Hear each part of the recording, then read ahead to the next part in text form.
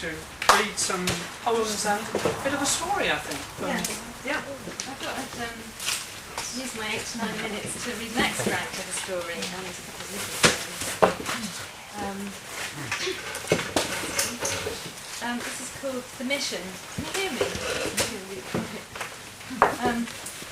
The Mission. Gabriel watched Michael's tattoo strain with each movement, how the smile on the face of the Mona Lisa increased with the broadening bicep. Her lips were drawn up as if she was in a gurning contest. He almost forgot the discomfort of being pushed and twisted and stuffed into the safety harness. When he finally looked down, it seemed that now he had the waist of a 12-year-old. As he climbed onto the platform, his thoughts were taken up by the pressure on his testicles. It occurred to him that if he was ever to have children, it would not be because of fear of his own mortality. He had seen that in other people's eyes, beyond all the talk, and he understood what happened as people became older. They needed to have children. It was a life goal. These newborns were an extension of their own lives, a reseeding of the elements of their genes, a likeness of themselves, their habits, and if nothing else, a memory of their essence to be stored within the DNA to resurface in future generations. It was a roundabout way of becoming immortal. All of this did not apply to Gabriel, because he had no sense of having to fit so much into a decreasing lifespan. He had no sensibility that one day he would perish. Why would he? For as long as he could remember, and that was a very long time, people had always told him that he never seemed to age. So he supposed, quite reasonably, that he would always remain that way. Despite everything, he still cared for the betterment of those who existed today, particularly the young people.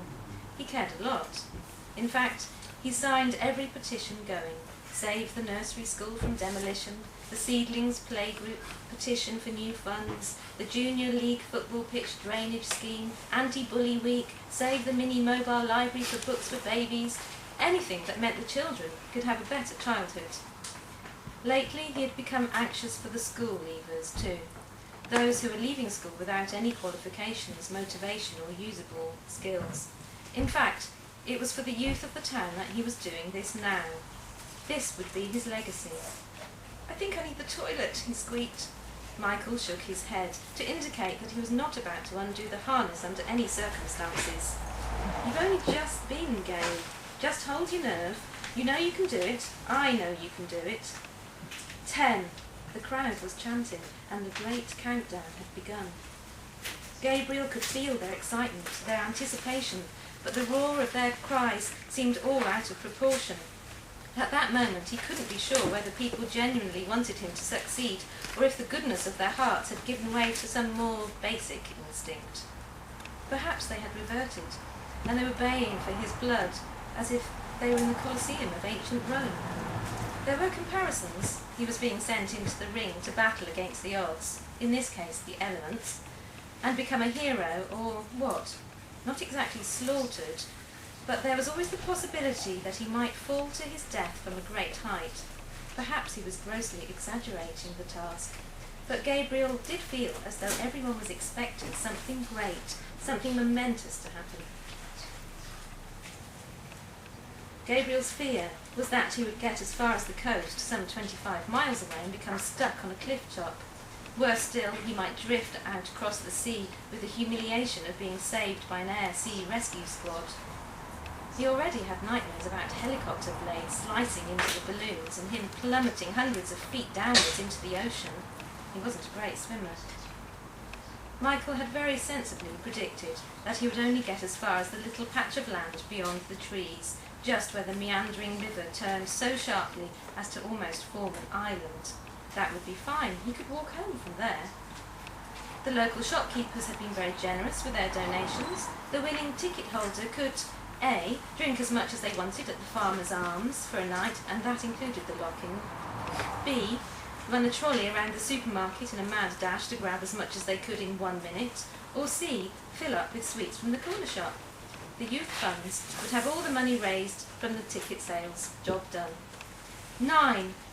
The balloons were jostling and shifting against each other. The stretching and straining of the ropes drew Gabriel's attention upwards, and what he saw looked more like a great pink mattress, and its buoyant enthusiasm reflected an almost divine effervescence. From within the tightly packed bunch came bird-like tweets, as each foil-coated pillow brushed against the other. Over and over they chattered, repeating the same sounds, almost like an incantation derived from the words that were printed on them. He dared not think about the nature of the materials, the fragile exteriors, the ethereal, unpredictable fillings, such slight elements on which he was about to bestow his life. All he knew was that helium was non-flammable, unlike, say, hydrogen. He had felt so much better when he had found that out. Not that he was a smoker or anything, and he was unlikely to come across live flames in the sky, apart from the outside possibility of fork lightning, and he always hated fireworks. When it came to helium versus body weight, he was an expert. The internet was a good source of such useful facts and ways of calculating. There would certainly be enough balloons to lift him from the ground. Exactly how far was less predictable, because that would depend on other factors, ones that no one could control. Bets had been laid on things like height, angle, lift, duration of flight. Gabriel had been dieting for the past few weeks in preparation. In fact, he'd lost almost a stone in weight since the original weigh-in. It was his secret. It would put pay to those know-it-alls who stroked their beards and theorised. 8. Gabriel stood on the platform as if he was a little boy again at school assembly, his knees pressed together, waiting for the bell.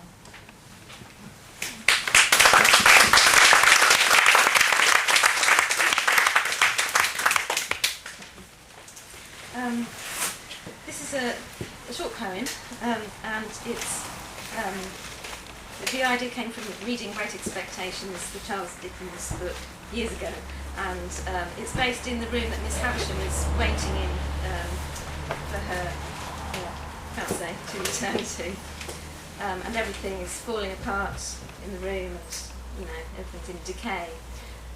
But this was written by the last spider in the room. Well, I wrote it, but the last is from the book. It's called The Waiting Room. My lady waits at the table head, bride in waiting. The mice are hungry, the cake disgorged. The hind legs of a cockroach rattle as a meal of a fly comes loose from a beam. My quick eye calculates in hanks, cordage for warp, threads for weft. I bridle up, ready to sling my net from the limb of the stilled hour hand. I lick my lips around the word embellishment. With the effort of birthing, I let out my silks, tautly tatting, inventing the wheel, with spirals that drip by the light of the moon, fine-edged in parallel hoops.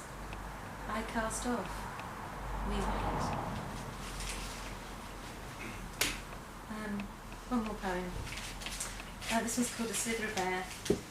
And it was written when my eldest son went to university, and he's a drummer, and he went to study down in Cornwall, and I live in Yorkshire, so it's a long way away, and it was a few years ago, and the only contact we had was via his mobile phone, and of course he never had any credit, and the battery was always run out. So it's that feeling of that umbilical cord having finally severed, really. A slither of air. We speak through a slither of air. Gulls hover, bringing your ocean to me, filling the deep well of my living room. I see the beach where your breath is fearless, and over my shoulder, a memory of you running blind breaks screeching like the seabirds now. My heart beat then, and later to a rhythm that defined you. Now your feet sink into the sand as you press the text of your life into my uncoiled ear. Thank you.